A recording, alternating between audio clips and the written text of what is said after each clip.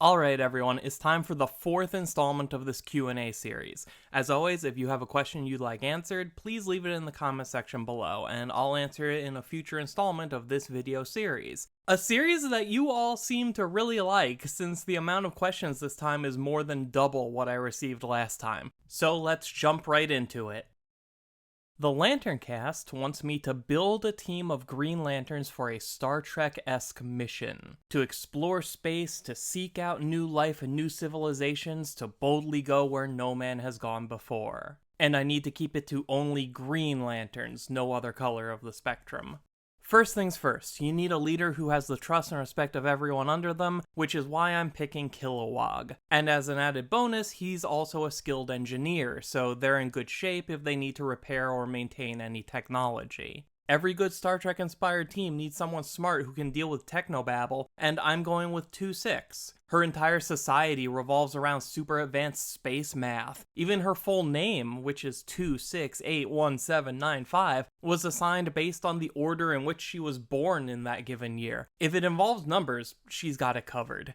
If we want lanterns who'd make good explorers, then we've got to have Lysandra. She comes from a world where everyone devoutly believes that anything alien is automatically demonic, and people aren't even allowed to look up at the stars. But her willingness to push past all of that to help a wounded alien who crashed on her planet earns her a Green Lantern ring. And because of that, she's eventually excommunicated by the church and shunned as an outsider. So she can go anywhere in the universe except home, and is seeing everything with fresh eyes because her people never explored or even observed space before.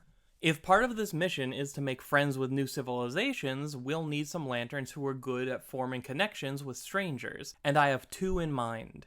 Zril Vrex is an empath who can reach out and experience the emotions of other beings, allowing her to more fully understand someone very quickly. If the connection is strong enough, her body will even change to resemble the other person, and may aid in establishing a sense of kinship with anyone they meet in their journey. And once Zril Vrex breaks the ice, that's where Teacher takes over. Teacher was a caregiver by trade and was responsible for the safety and education of young children, making him a specialist when it comes to finding effective ways to convey essential information while making it easy to understand for someone with a limited frame of reference. The two of them together would be pretty effective at working towards cultural exchange with newly discovered worlds. But no matter what, your group is going to have to defend themselves at some point, so you'll need someone who's really good at combat with or without a ring. So I'll go with Lara. She has a lifetime of martial arts training from her father, and was one of the few new recruits to make it through Kihan's brutal training regiment without quitting.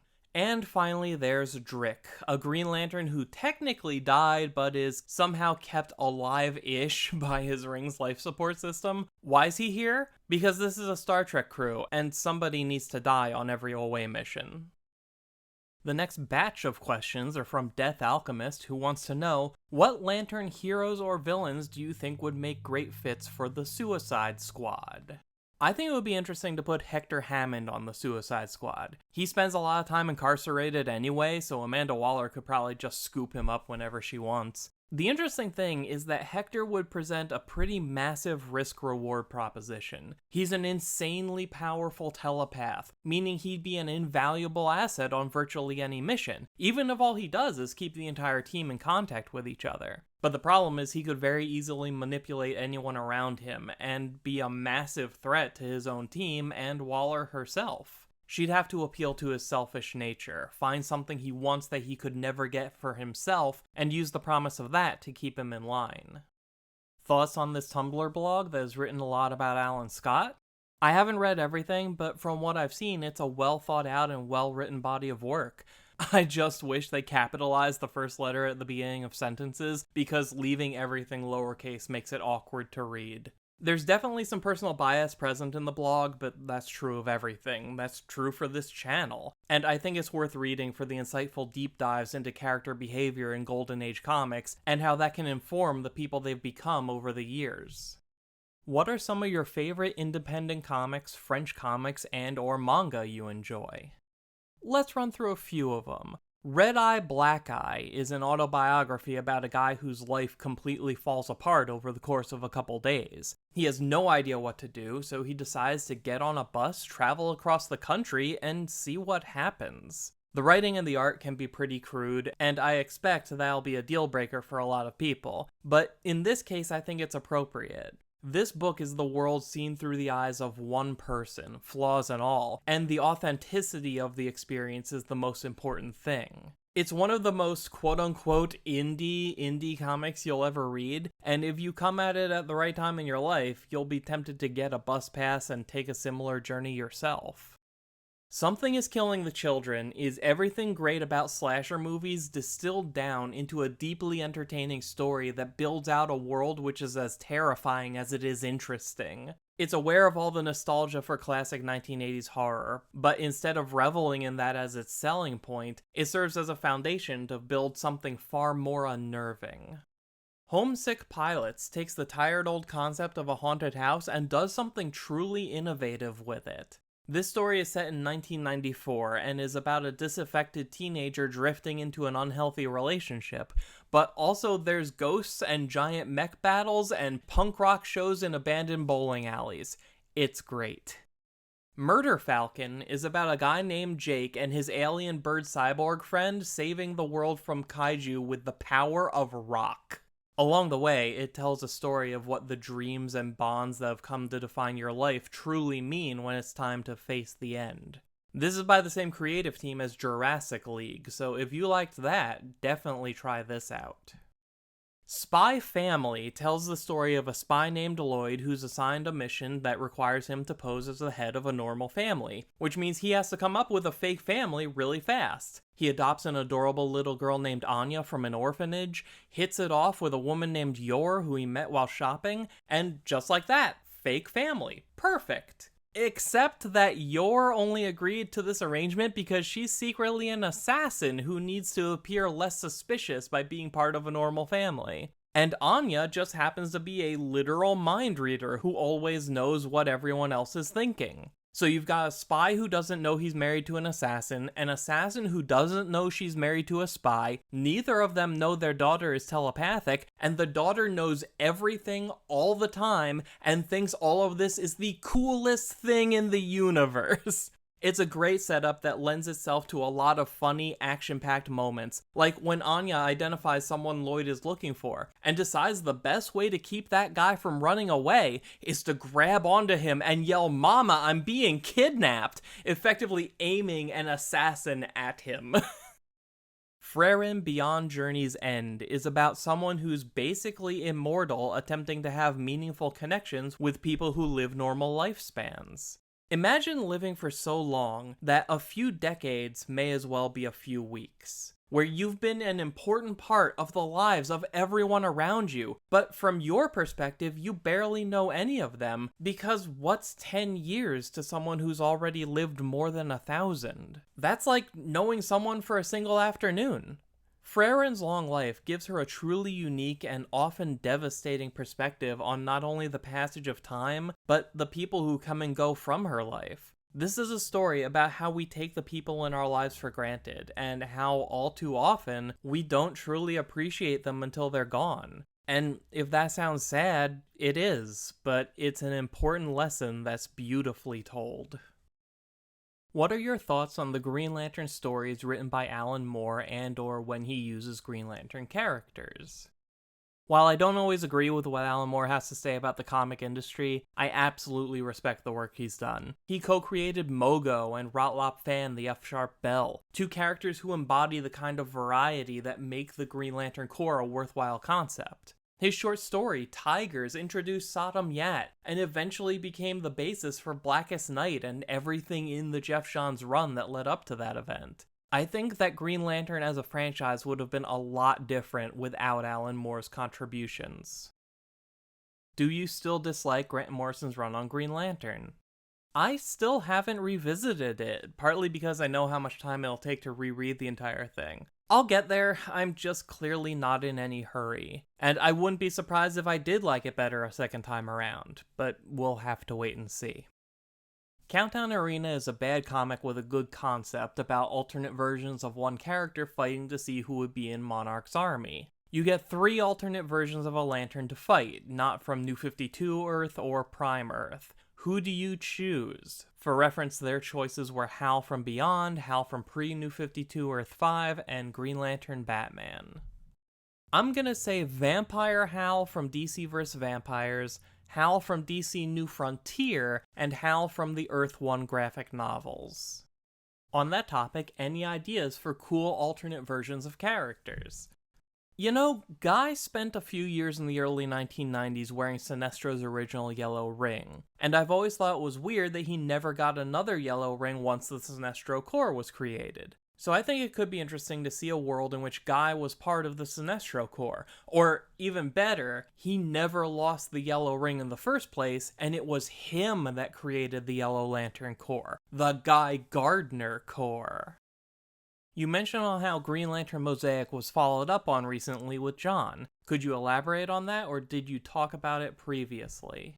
The follow-up to Green Lantern Mosaic is the entire Infinite Frontier era series written by Jeffrey Thorne, and I've got an entire playlist of reviews if you want to hear me talk all about it. What comics do you think are overhated? Emerald Twilight. I understand why people don't like what happened to Hal, but once you get past that, it's a really interesting direction to take the character. Especially when you realize that Ron Mars never actually wrote him as a villain. Hal was still acting like Hal, he just had a new goal that put him at odds with everyone else. Because it turns out that the unlimited willpower and determination that we always celebrate Hal Jordan for having becomes terrifyingly dangerous depending on what it is that he wants the most.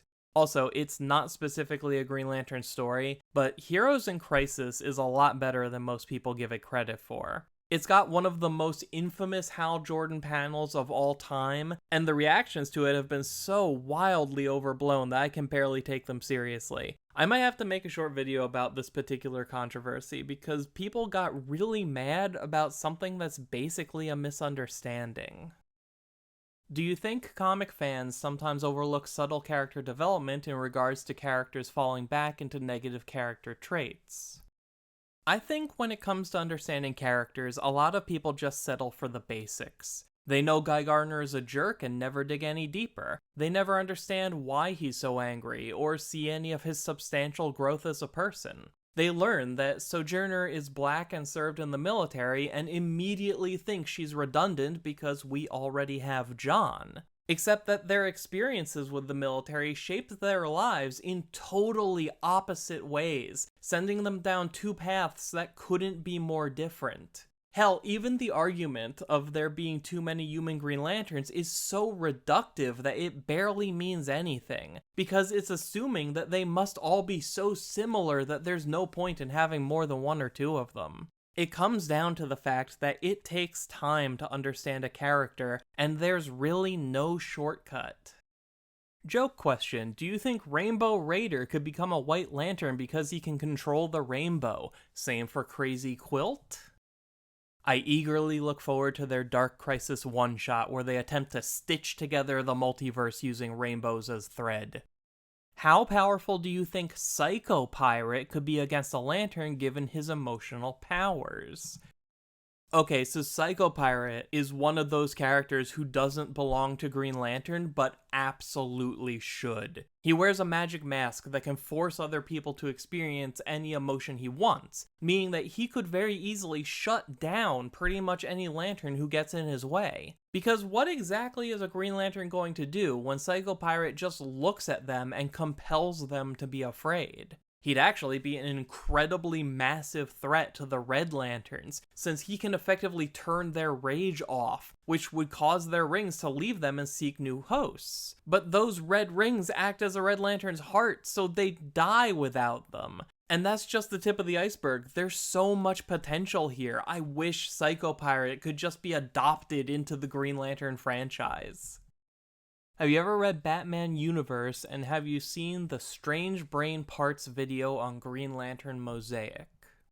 Batman Universe is a fantastic book that everyone should read, especially if you need a break from how dark and gritty Batman tends to get. Part of the story involves Batman and Hal Jordan time traveling to the past and dealing with dinosaurs and cowboys before finding an ancient White Lantern ring, and somehow this all ties back to the Riddler. It's a great time, everyone should read it.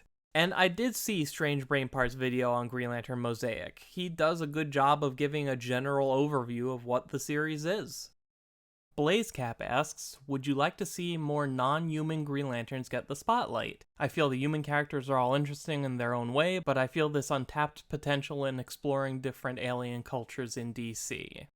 I love alien characters. It's a chance for writers and artists to really flex their creativity by not relying on any standard Earth stuff. A lot of times they play it safe and we get Star Trek style aliens who are basically human but with one or two unusual features. But even then they can still become beloved characters. Every now and then we do get books that focus mostly on alien characters, like the Tomasi and Gleason run of Green Lantern Corps, Green Lantern Corps Quarterly, Sinestro, Red Lanterns, Larfleeze. Not all of these were the best quality, but at least they've shown the continued desire to keep trying to make it work. JL asks, do you feel that they should retcon Alan Scott from New 52 and Rebirth to make him straight again and become a real Green Lantern? I feel they shouldn't mess with Legends to make him in the woke movement.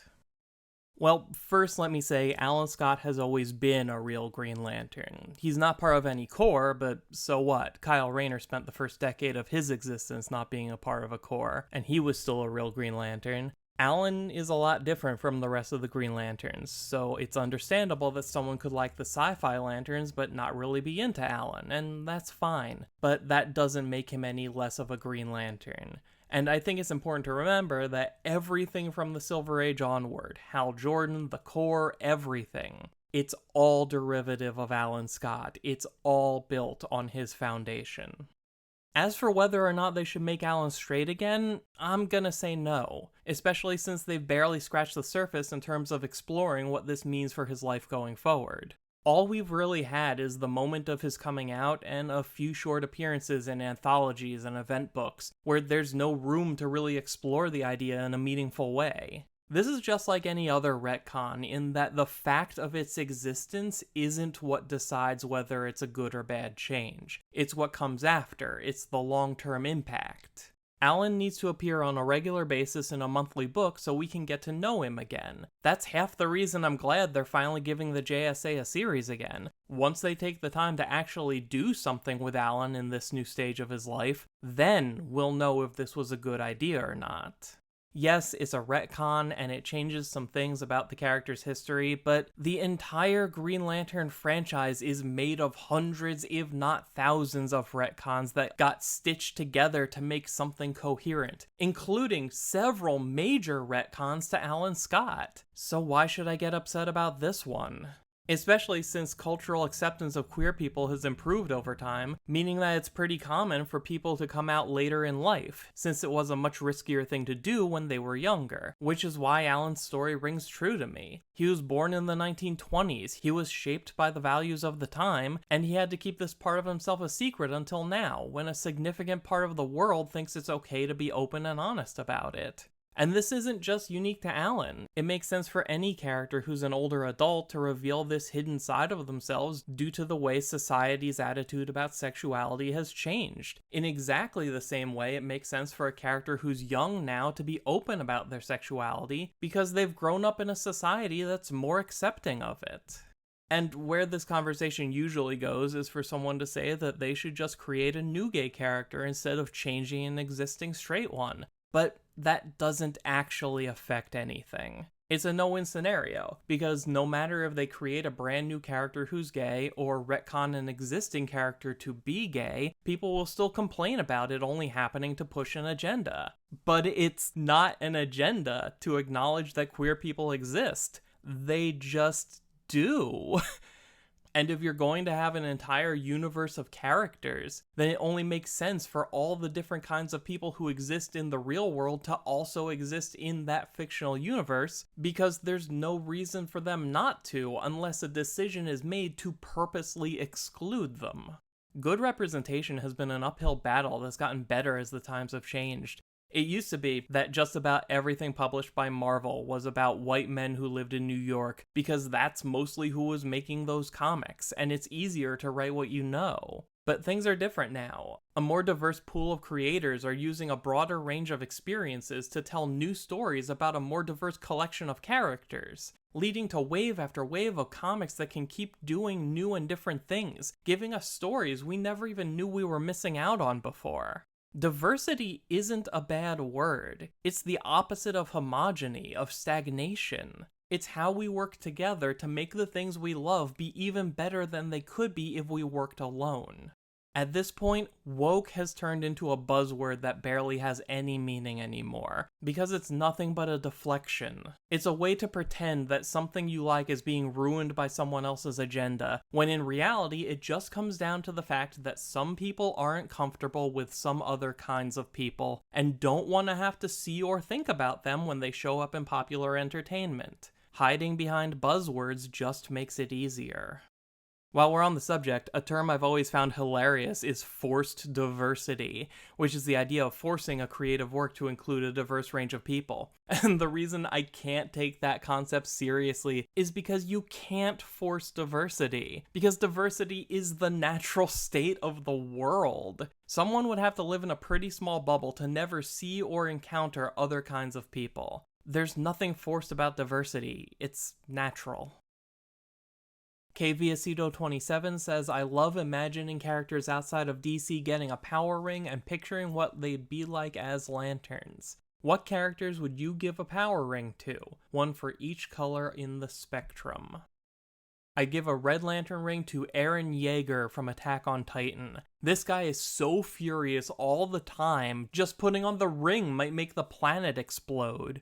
I'd give an orange ring to Tom Nook from Animal Crossing. Every single thing he ever says or does is for the express purpose of manipulating people so they end up in massive debt, which they pay off by working for Tom Nook's company without pay. If he wasn't an adorable little raccoon, I'd want to drop him in the middle of the ocean.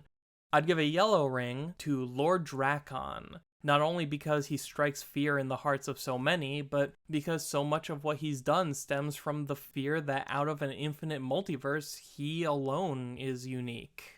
I'd give a green ring to Link from The Legend of Zelda, because anyone who can possess the Triforce of Courage should be overqualified for the Green Lantern Corps.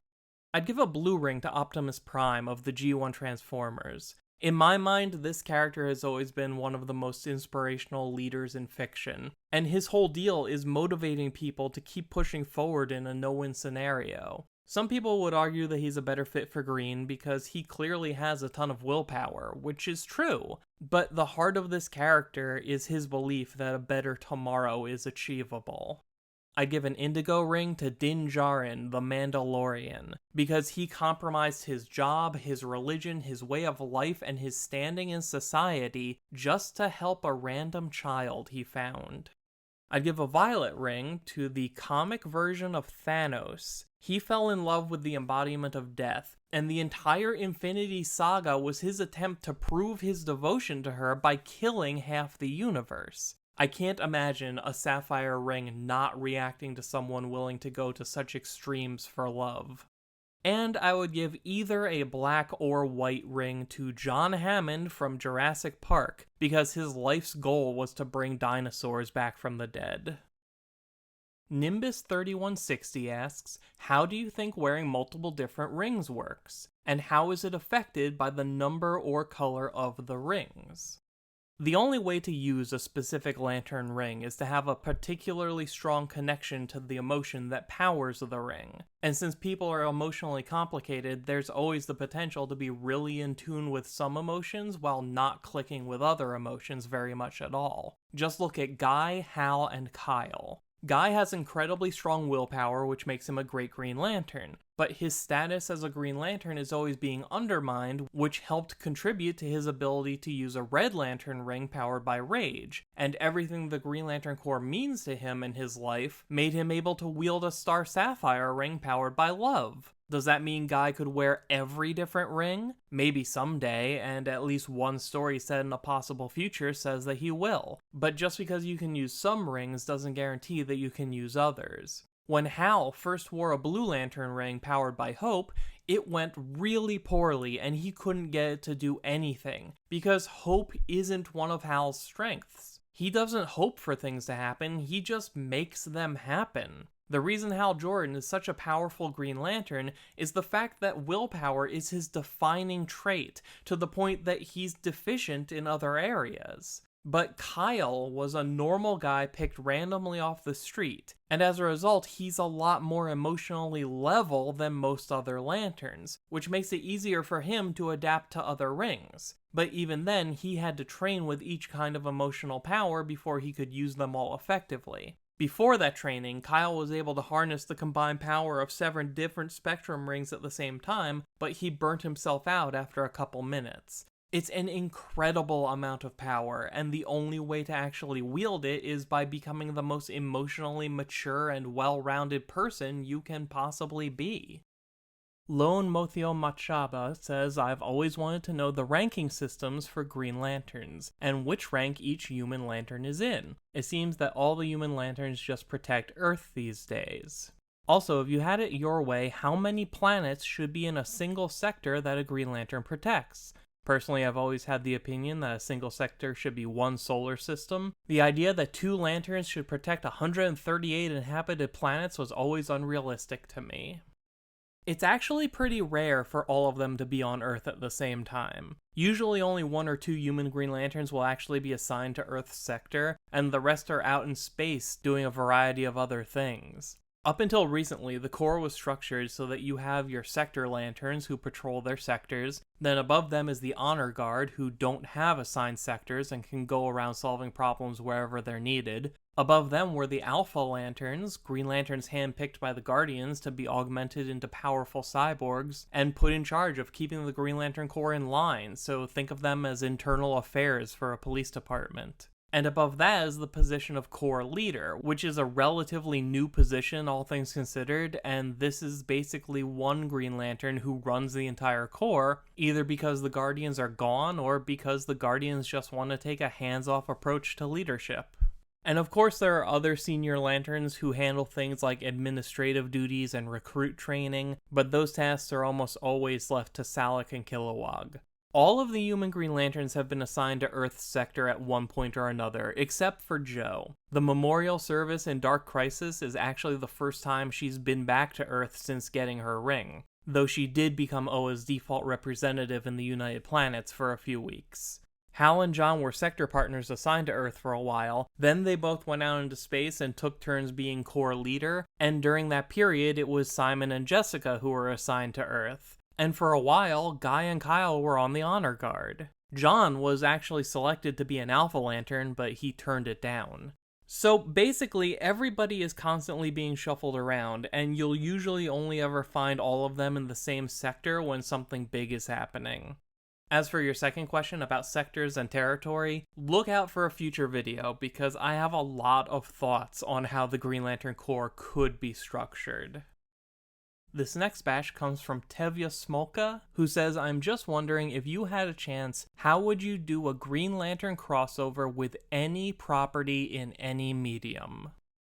Hal Jordan is returning to Earth when an alert comes over his ring. An extreme amount of fear energy has been detected, the likes of which haven't appeared on Earth since the Sinestro Corps attacked. He follows the signal to the state of Maine, specifically the town of Derry, where a malevolent cosmic being has been terrorizing the townspeople and feeding on their fear, all while taking the form of a clown named Pennywise.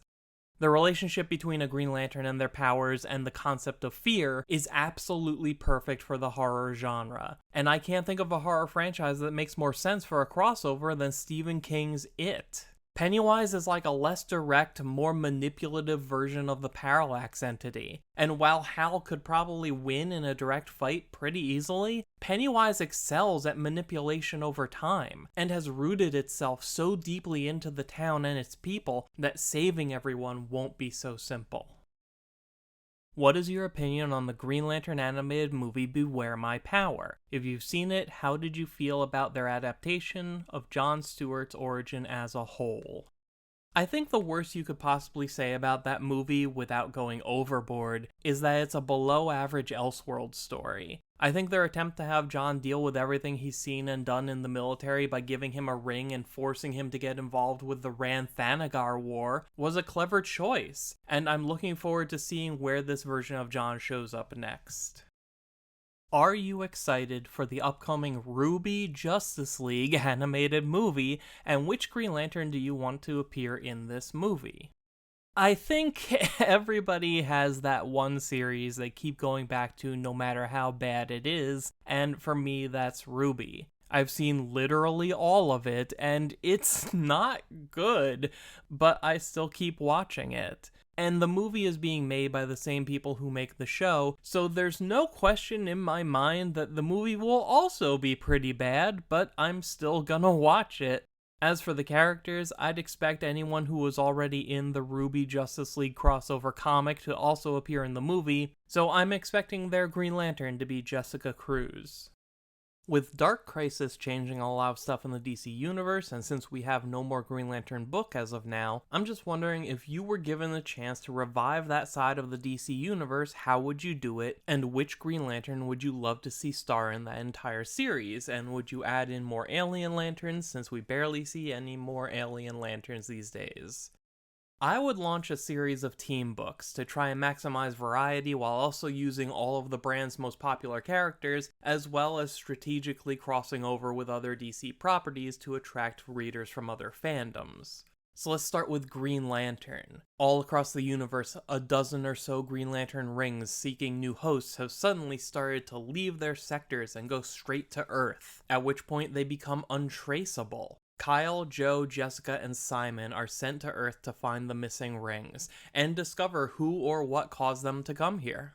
Other than the first issue, this book would be set 100% on Earth and never leave, which is why the main cast is made up of the 4 Lanterns who have the strongest ties to life on Earth, and would get the most out of having to go back to living here for the first time in a very long time. And while Green Lantern is all about Earth, Green Lantern Corps would focus on Cosmic DC. The premise is simple. The Phantom Ring has gone missing, and now everyone is desperately trying to be the first person to find it and claim its power. This is an early prototype ring that can access the entire emotional spectrum and can be used by literally anyone who picks it up. It's unfathomably powerful and equally dangerous, and now the entire universe is looking for it. Everyone from the Sinestro Corps to the Spider Guild to the Controllers to the Citadel want the power of that ring. Larfleeze is going nuts knowing that a one-of-a-kind ring exists and he doesn't own it. Hal, John, Guy, and the Green Lantern Corps have to do whatever it takes to find the ring before it falls into the wrong hands, knowing full well that if someone does find it, the galaxy will go to war over who gets to keep it.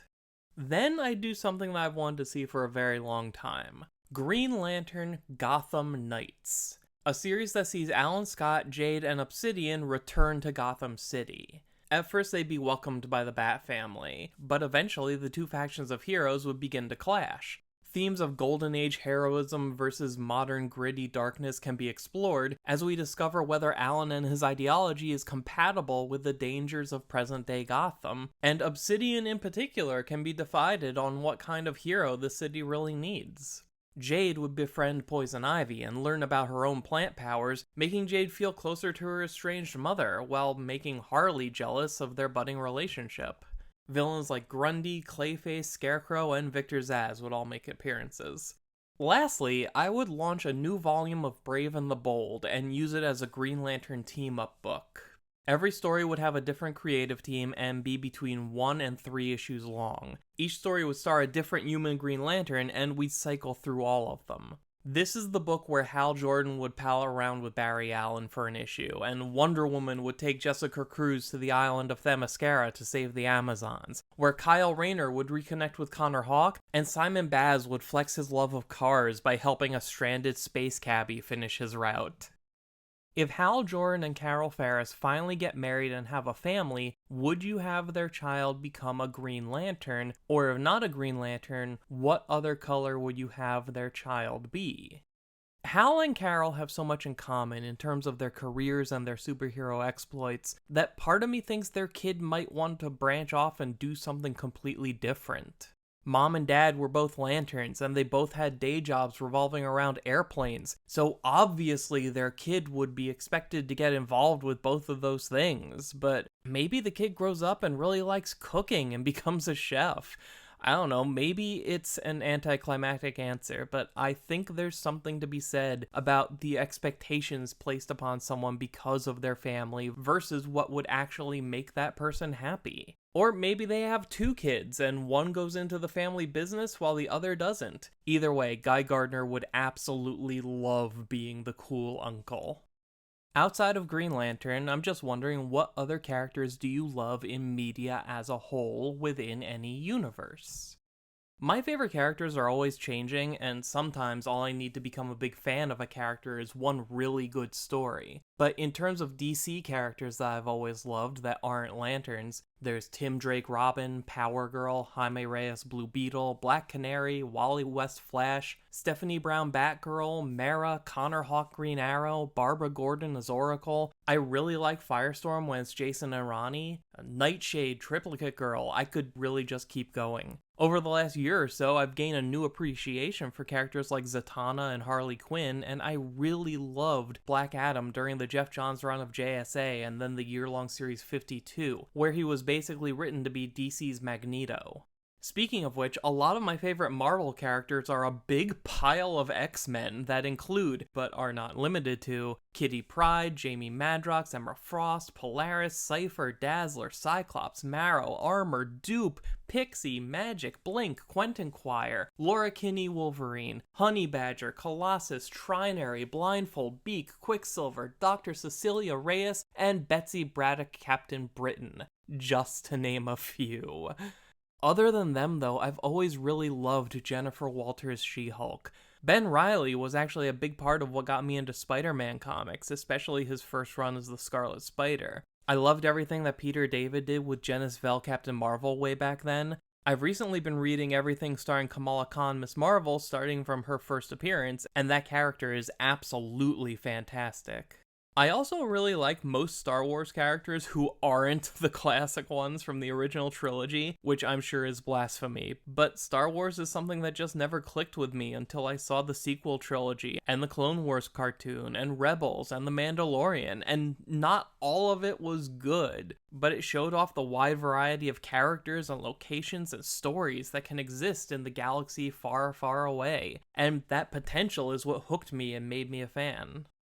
With Young Justice Season 4 introducing Razor back into animation finally after so many years of waiting, I'm just wondering, do you believe Razor and Aya will ever appear in the comics someday? Because personally, I love those characters, they were really awesome, and their love story was really cute and adorable.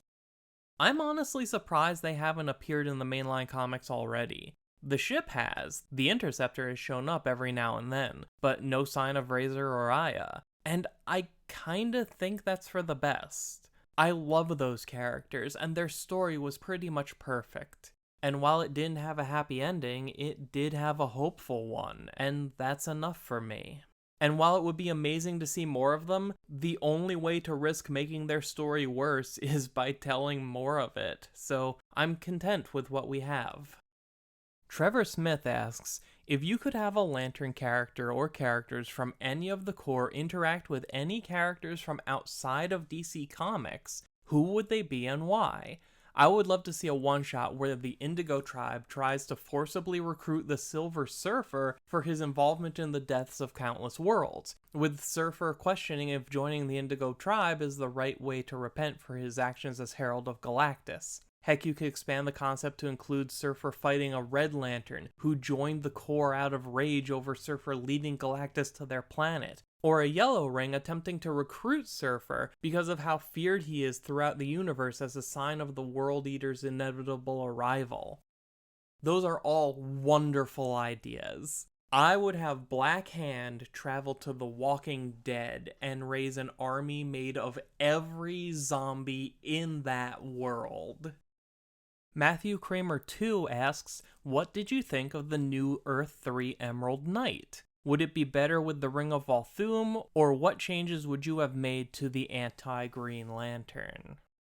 They actually made the biggest change that I would want. They changed the name from Power Ring to Emerald Knight. It has always frustrated me so much that the character was named Power Ring. Naming a character Power Ring when that very character wears a power ring and is connected to a franchise where everyone is always talking about power rings. It was always so frustrating and confusing to try and talk about the character, and I absolutely love the name being changed to Emerald Knight, and I wish they changed it decades ago. And even if it's not currently the Ring of Volthoom, I do really like how they're leaning into the corrupting influence of the ring, where it doesn't take over your mind or anything, but it is constantly whispering in your ear, giving you little pushes in the wrong direction. It's a fun approach to a character that could very easily just be a cartoonishly evil doppelganger.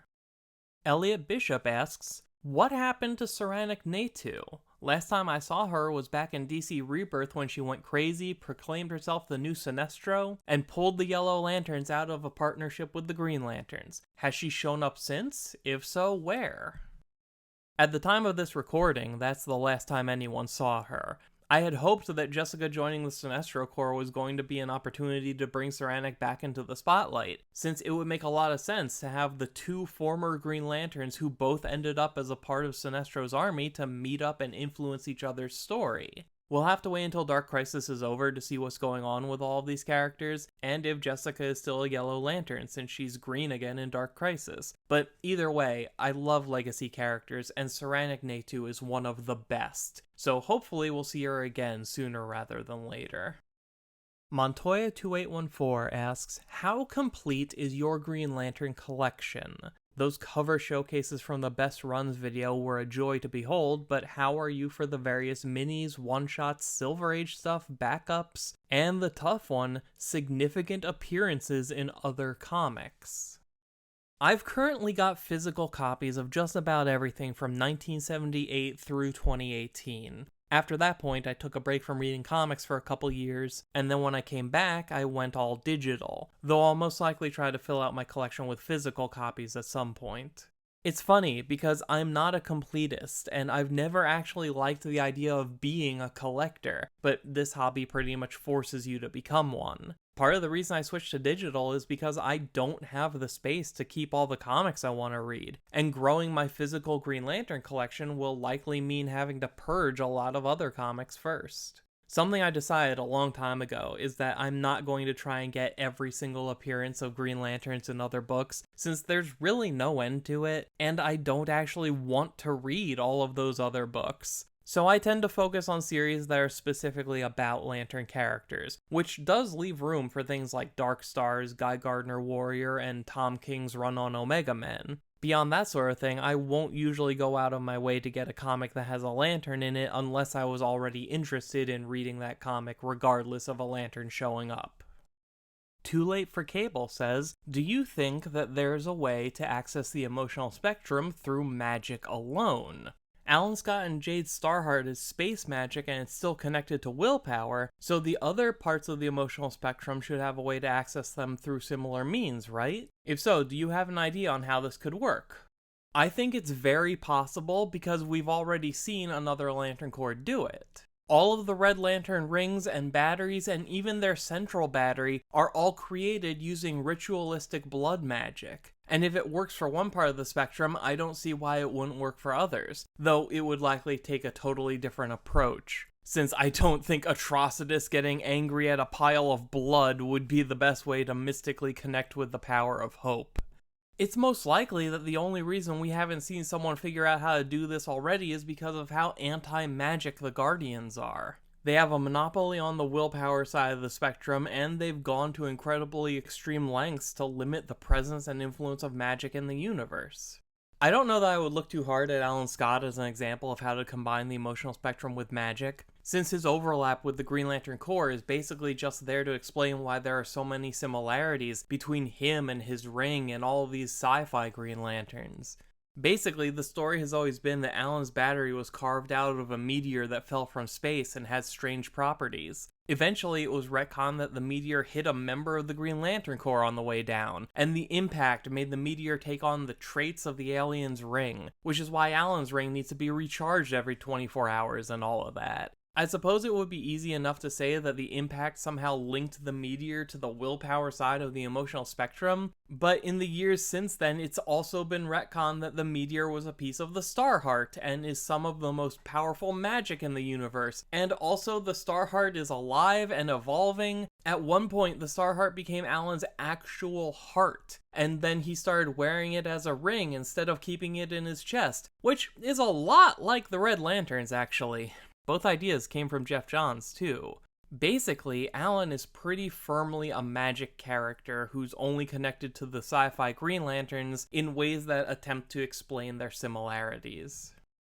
Zachary Parkerson wants to know, are the Lantern's civilian clothes kept in a pocket dimension or are they hyper-compressed under the Green Lantern uniform? I seem to remember Guy goes commando because the uniform gets itchy over clothes. The Green Lantern uniforms get cut and torn up occasionally, so if that's the case, does Hal keep a seamstress on retainer to fix his flight jacket? So this has never been consistent. Sometimes the costumes disappear and leave them naked, sometimes the costumes disappear and leave them in their normal clothes. Sometimes the costumes are confirmed to be made of energy, and sometimes the costumes are confirmed to be regular clothing. It really is one of those things that just comes down to what would serve the scene better in the moment. It's easier to draw consistent battle damage if there's just skin under their uniforms. It's funnier if Guy Gardner ends up naked, that sort of thing. But then you have to look at scenes like Hal racing to save his family during the Sinestro Corps War, when his ring is running on fumes and he spent the last of his power just getting there. He's standing in front of Parallax when his ring reaches zero and his uniform fades away, leaving Hal wearing his normal clothes, reinforcing the amount of danger he's in by portraying him as a regular person with no powers. A few issues later, the Sinestro Corps War ends with Hal and Kyle fighting Sinestro after all three of them had their rings drained, yet all three of them still had their uniforms on, because in that moment, the costumes make for a cooler looking superhero fight. So while I'd like there to be some consistency, there never has been. Dylan Bartlett asks, would you like Green Lantern to use legacy numbering like Detective Comics, Action Comics, Flash, etc.? I'm not a big fan of how often Marvel and DC change their numbering as a marketing gimmick, and part of me would love it if they just abandoned numbering altogether and used cover dates instead. But that said, it would be neat to see the legacy numbering once in a while, especially around a big anniversary. The Green Lantern franchise is currently about 8 years away from turning 90, and that would be an excellent time to implement legacy numbering. We got a pair of questions here from Caesar of Rome, starting with, where do you see each Green Lantern in 20 years in the future? Comic book time. First things first, none of them are lanterns anymore. They did their time, now it's up to a new generation. Hal would buy a plane of his own. Nothing fancy, just something to keep him connected to the sky. And he'd give lessons, so more people can feel what he feels when breaking free from the ground. Kyle would make a name for himself in the art world by painting a series of truly unique pieces that depict things from his journeys across the universe that nobody else on Earth has ever seen before. John finally gets his architecture business off the ground and specializes in building homes and headquarters for superheroes. Maybe you need a new secret base, or maybe you'd just like to live in a house that can stand up to your super strength. Shining Light Architecture has got you covered. Guy would keep running his bar and let it serve as a superhero hangout after hours. That way he could stay connected to all of his old friends, keep up with what's going on, and never run out of opportunities to tell stories from his glory days. Jessica would become a counselor and try to help other people suffering from anxiety. Between her training to get certified and her experience as a lantern, Jessica would be in a unique position to empathize with people while guiding them through the toughest part of their lives. Simon would be the one to embrace mundane suburban life. He'd move back home to Michigan to be close to his sister's family, work in an auto body shop, and maybe even start a family of his own. He'd take great pleasure in telling anyone who will listen that he used to be in the Justice League, but nobody would believe him. Jo would devote herself entirely to community outreach and activism, both on Earth and the city enduring. She and her partner Sins would commute back and forth a few times a year and do what little they can to change two worlds for the better. Jade would immerse herself in her career as a photographer, move to Gotham, and build a portfolio of pictures that capture every brief moment of beauty and joy the city has to offer. A very long time ago, Gotham used to be protected by her father, and no matter how dark it's become, some light remains, and Jade will make sure everyone can still find it. What is your favorite Green Lantern romance? Me personally, I'm a huge fan of Guy and Ice's relationship despite Human Target. I also really liked John and Hawkgirl's relationship in JLU. I'm really surprised that they never tried to bring the John Hawkgirl relationship into the comics, especially considering how often they put those two characters together because their relationship in the cartoon was so iconic. Guy and Ice might actually be the best one, though I also like Kyle and Donna. I prefer it when they date people who aren't also lanterns, just because I don't want every aspect of their lives to revolve around the core. Daniel Andres Monzo Galagos asks, would you like the emotional entities to return or new ones to be born? I would prefer if they returned because I like them, and I think it would be cool if they were given actual personality, because the only one that had any was Parallax, and maybe the orange one whose name I forgot. And if they did return, who would you like them to bond with? I love the entities, and I agree with you that they need to be treated like actual characters instead of just power sources that happen to be alive. Give them personality and agency, make them part of the cast. Maybe they start out as blank slates, operating on instinct, but the more time they spend bonded with hosts, the more those personalities rub off on them. What if all of the time Parallax spent inside Hal made Parallax more like Hal in some way? Does becoming an entity's host give you access to the memories of previous hosts? There's so much potential for what the entities can be and mean and do. Even the slightest amount of creativity applied to them could be an absolutely wild game changer. Also, I would absolutely love to see the barely used, barely seen hosts from the Brightest Day era come back. Dinoman0906 asks, can you explain when Hal lost his pure will form? He's done it on command 3 times, one to show Saranic Natu, one to destroy Warworld, and one to beat the Dark Stars and eliminate their armor. So it clearly wasn't a one-time thing, he just seems to have lost it. Also, if you had to leave 4 Earth Lanterns, who would they be? Mine would be Hal, John, Kyle, and Guy, because I feel they still have a lot of good stories to tell. DC just needs to let characters develop rather than keep the status quo. So for a little context, Hal spent some time using an experimental gauntlet built millions of years ago as a prototype for what would become the Green Lantern rings. It was absurdly powerful and had no safeguards, and as a result, Hal's body started to transform into sentient willpower. Even after getting rid of the gauntlet, Hal would sometimes shift into a willpower form with so much power that he even blew up Warworld. When Hal erupted into his willpower form against the Dark Stars, he talked about how destroying Warworld might have been due to all of that power building up without having anywhere to go. This time, Hal took all of that energy and used it to flood the psychic network that connects all the Dark Stars, dispersing all of that willpower throughout their entire army. If this was the last time he ever displayed this kind of power, I think the implication is that he got it all out of his system by sharing it with thousands of other people. And then, just to make sure things are all back to normal, we saw Hal's special ring that was made from his own willpower get destroyed in the Jeffrey Thorne run of Green Lantern and then get replaced with a normal Green Lantern ring. Also, if I was forced to pick 4 human members of the Green Lantern Corps, it would be Kyle, Jessica, Simon, and Joe. Everybody else has been starring in stories for longer than I've been alive, so I'd rather focus on the newer characters who haven't had nearly as many starring roles. Dylan Bartlett says, I would be big into an anthology series that followed a 2-color scheme, like Wonder Woman black and gold, Superman blue and red, Batman black and white, etc. It may be too obvious, but Green Lantern green and yellow would be my choice. I'd love it to dive more into each human lantern's fear and how they live and overcome that fear on a moment-to-moment basis. What ideas do you have for something similar, and who would you like to see write and draw this anthology? I'd love to see Tom King do more Lantern stories. Also, I'd love a mini-series that delves into the Indigo Lanterns. The hook would be that they only speak in their language, and the story is told implicitly through the art. Do you have any story ideas for that?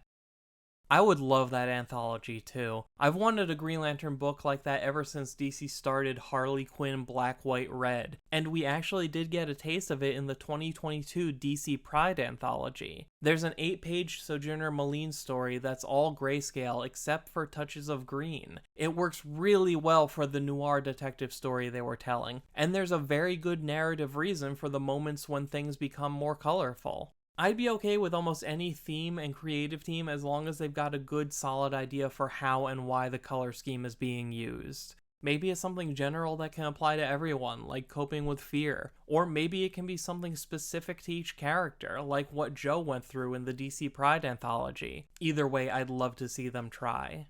A mostly wordless story about the Indigo tribe would be cool. It reminds me of when Marvel did their Nuff Said theme month back in 2002, where every single issue was totally silent and had to communicate everything through art. Some stories were obviously more successful than others, and some even came up with ways to incorporate the theme into the narrative. A story like this could be an interesting way to explore the alienation of the Indigo tribe. They're an insular society that only communicates with outsiders when necessary, so what kind of nonverbal ways might they bond with people who know nothing about them? I don't think we've ever really seen the Indigo tribe interact with anyone who isn't a lantern or a superhero, so this might be an interesting way to explore them meeting ordinary people throughout the universe. Lost Soul wants to know, what's everything a Green Lantern ring can do? I've seen it time travel, change reality, turn Hal into an envelope, etc. Basically, if you can think of it, the ring's probably done it. Back in the early Silver Age, the versatility of the ring was taken to some pretty extreme levels, most likely to try and balance out the two built-in weaknesses. At the time, a ring couldn't affect anything that was the color yellow, which was basically everywhere, and the ring would automatically shut off after 24 hours. And since it was the early Silver Age, they used every silly idea they could possibly think of to compensate for those limitations. So we've got things like Hal traveling through time or turning himself into a robot, or Aricia aging her teenage body into an adult. These days, the rings are primarily used to make constructs and as general sci-fi tools, and I think that's probably for the best, because the temptation is too great to make them a simple get-out-of-jail-free card that can just do anything the plot requires.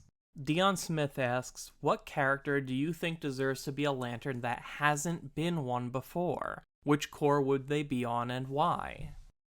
This is hard because tons of characters have worn at least one ring, especially after Blackest Night and Brightest Day. But thinking about that, there is one character who was never actually a lantern, but had an extremely strong connection to the life entity during Blackest Night. Dawn Granger, Dove, should become a White Lantern. She's already shown the ability to channel the white light without a ring, and as far as I can tell, that was never explained. So maybe she's the perfect person to gather the White Lantern Corps that Kyle created at the end of Green Lantern New Guardians, and explore what the White Lanterns are capable of while giving that group a new purpose and mission statement. Nick Woolham says, I wonder, can a lantern wear more than one ring at the same time and use the power together? Yes, this has happened a few times, and it all comes down to how open you are to those particular emotions. For example, during War of the Green Lanterns, Guy Gardner was able to use both a Red Lantern ring and a Star Sapphire ring at the same time, because two of his strongest defining traits are his overflowing anger and his unyielding love of the Green Lantern Corps. A more extreme example is the early issues of Green Lantern New Guardians, when Kyle was able to put on and use one of every color ring at the same time. Most Green Lanterns are specifically chosen for their strength of will above all else, but Kyle was just a normal guy who was chosen at random, and was more well-rounded emotionally, making it easier for him to use other rings. The downside is that it's incredibly hard, and Kyle was only able to use all of those rings together for a short time. He had to go train with each individual kind of ring before he was able to use them all again. Can someone be a black and white lantern at the same time? Potentially, yes. It's happened one time in Tales from the Dark Multiverse Blackest Night #1, a dark retelling of Blackest Night in which White Lantern Sinestro ended up with a Black Lantern ring on his other hand. Unfortunately, this one-shot didn't do anything at all to explore that idea, so we don't even know what it means to hold the power of life and the power of death at the same time. Maybe the fact that this wasn't in the main universe means that it actually can't happen, but the Dark Multiverse was full of Elseworld-style what-if variant realities exploring the way things might have gone, so I'm inclined to think it's possible. Ruby R asks, do you think characters like Jess and Kyle are more difficult to adapt accurately because their origins are closely tied to specific events in the comics? Emerald Twilight and Darkseid War, with the Ring of Volthoom stuff specifically, Kyle barely ever appears outside the comics, and even the most accurate portrayal of Jessica, in Justice League vs. Fatal 5, doesn't really make sense without her getting the Volthoom ring first. So I think Kyle specifically would be pretty easy, since all you'd have to do is tell the story from his perspective and not give the audience any information that Kyle doesn't have. From his point of view, he's going about his life normally, and then one day a Guardian just shows up, hands him a ring, and leaves without explaining anything. Then Kyle spends a few weeks going on random adventures, fighting a few villains, interacting with a small supporting cast, and genuinely having fun learning how to be a superhero before experiencing a devastating tragedy that would define his life going forward. All of that happens before Kyle learns anything about the larger Green Lantern mythology. So if someone wanted to adapt a standalone Kyle Rayner story, there's plenty of material to work with that doesn't require any mention of Hal Jordan or the Green Lantern Corps. Jessica is tougher because the Ring of Volthoom has a lot of strings attached. I think for simplicity's sake, what would make the most sense is to forget about the Ring of Volthoom and just have a normal Green Lantern ring choose Jessica for her potential to overcome fear. Then the story can be about how much or how little the ring will work for her depending on her evolving emotional state over the course of the story. Mr. Valor asks, do you think that some Indigo Lanterns can still feel emotion if they aren't brainwashed? If so, do you think that they could ever channel them and become similar to a White Lantern in that regard? During Blackest Night, it looked like Ray Palmer could still feel his own emotions and even seemed to channel off of them. Jon Stewart also seemed to be mostly unaffected by the Indigo Ring. I personally would love to see the Indigo Tribe come back and recruit a human because of compassion, not the lack of it.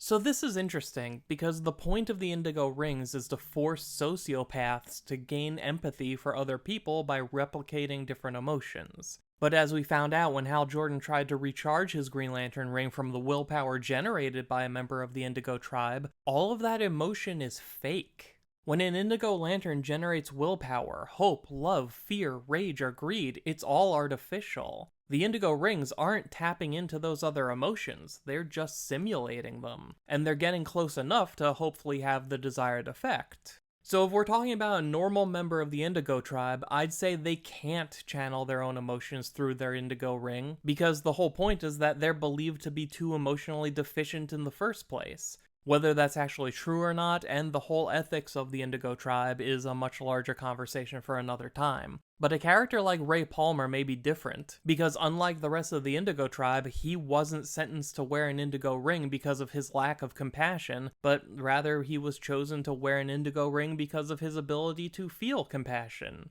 It makes me think that this is yet another instance of an entire corps whose power impacts people in a specific way due to the ideology of its founders. That the Indigo Rings don't actually have to be prisons, they were just designed that way to achieve Abinsur's specific goal of reforming the Guardians. So if given enough time, it's possible that someone like Ray Palmer or Jon Stewart could learn to use an Indigo Ring to tap into their own natural emotions. But I think it would be harder for someone like Jon, since he's already spent so much time developing his willpower above all else. And the fact that the rings default to simulating artificial emotion feels like something that could make this whole process harder.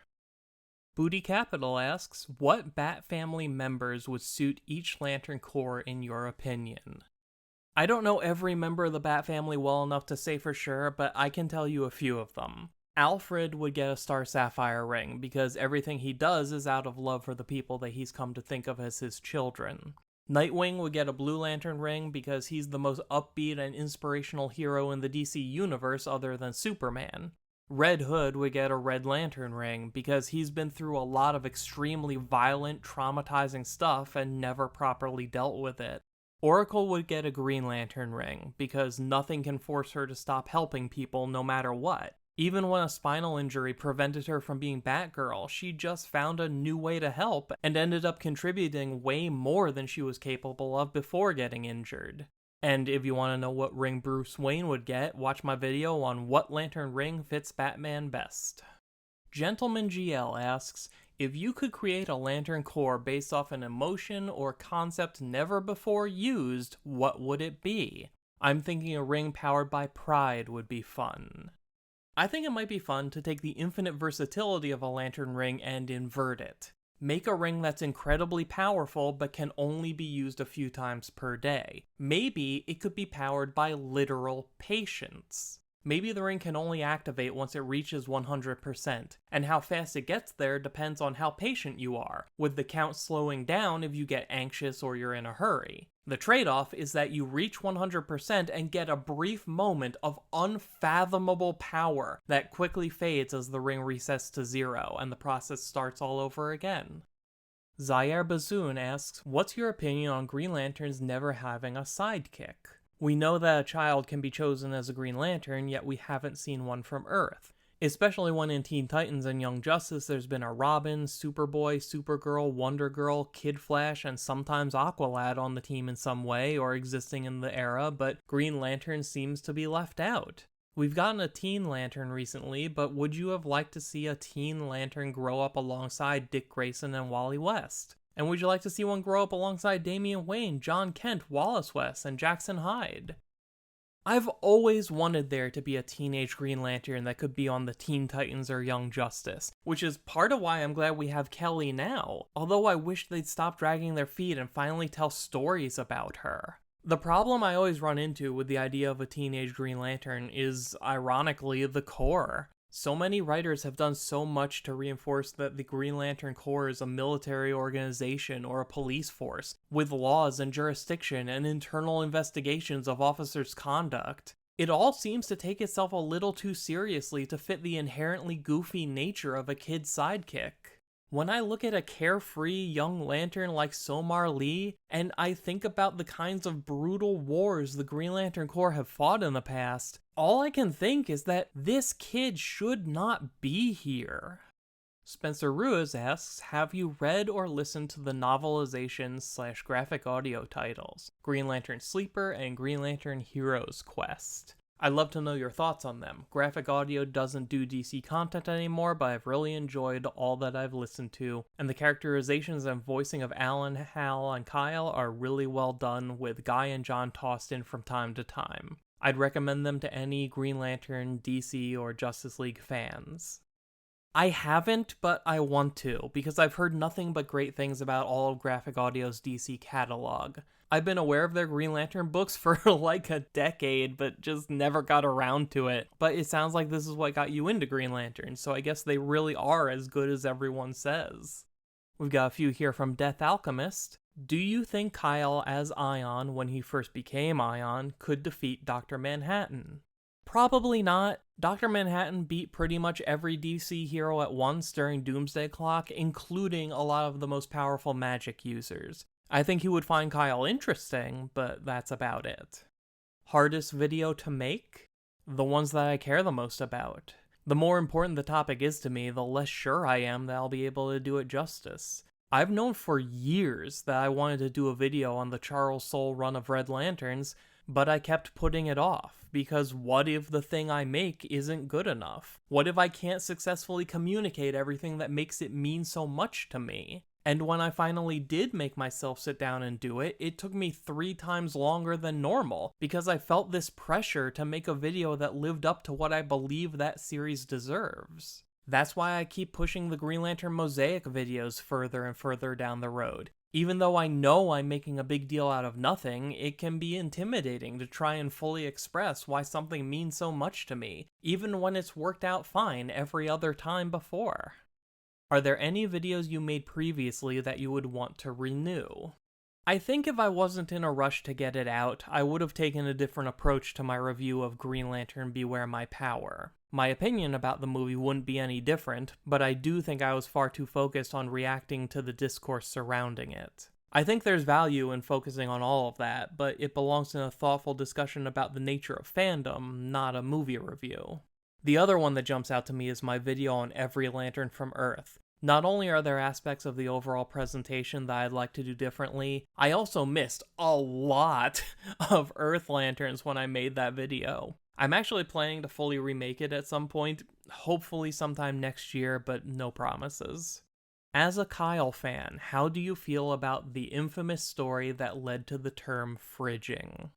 I hate that one of my favorite characters is tied to this awful trope, and the fact that it even happens enough to be a trope is terrible. I think that creating a new character just so that you'll have someone to kill off a few chapters later is an extremely lazy approach to writing, and a failure to imagine the creative potential of that character. And that's not even getting into the fact that stories tend to treat certain kinds of people as being far more disposable than others, which is completely messed up. This whole thing actually relates to your second question. I've known for a long time that at some point I wanted to make a video about Alexandra DeWitt. Her life, her death, where it came from, and what came from it. It's one of those subjects that you really can't talk about in any meaningful way unless you're ready and willing to get into all of the uncomfortable baggage that comes with it, and I want to take my time and do it right. And finally, a few from Arpit Patel. How would you retell the origin story of John? I mean, the kind of depressing thing about John's origin story is that you wouldn't have to change too much about it, since the issues that motivated him are still problems today. Remove all the dated 1970s jargon and tie him directly to the Black Lives Matter movement, and you've pretty much got an updated version of the classic origin. The only other thing I'd be sure to do is incorporate his military career right from the start. Let the soldier aspect of John grow naturally along with the part of him that's an architect, so one can directly influence the other. That is where we more or less ended up anyway, but it was the result of the military stuff being retconned in much later, and mostly replacing all the architect's stuff aside from the occasional reference to it. I think if both were part of John's character from the start, he'd be much better off. What do you think of Kyle using the Phantom Ring? It's a great compromise for DC not wanting an OP White Lantern, plus Phantom Ring would be explored more. That could work. Like, maybe the Phantom Ring is so dangerous that only someone with experience wielding the full spectrum can safely use it. Which member of the Green Lantern Corps would you choose to be a Blue Lantern and a Star Sapphire? When the Guardians rewrote the Book of Oa to outlaw intimate relationships between Green Lanterns, Amni and Matu Pri immediately took off their rings and resigned from the Corps. They chose their love for each other over everything else, and even said it was the easiest decision they'd ever made. I'd say that makes them pretty good candidates for the Star Sapphires, if they'd want to join. As for a Blue Lantern, I actually think there's a case to be made for Saranac Natu.